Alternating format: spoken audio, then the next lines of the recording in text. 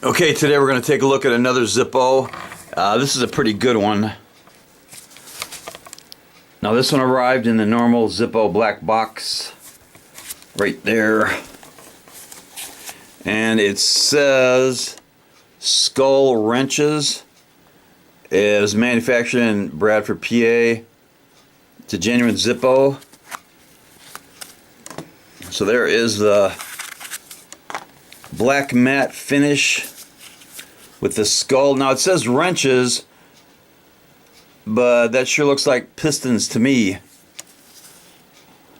Now, I can't find any hidden message or writing on the skull or that sticker, but it's still a good one. Now this was made in, looks like F of 16.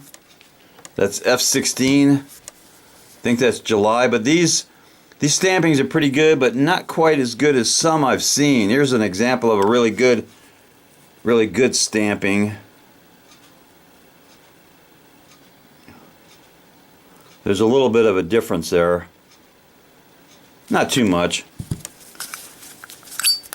This thing's got a steel insert, stainless steel insert, lights up nice.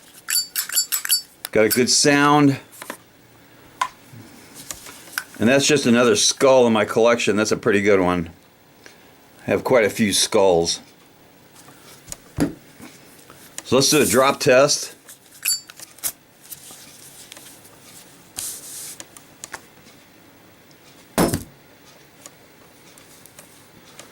Okay, so the skull and wrenches, or the pistons, passes the drop test nicely. Definitely worth some cowbell.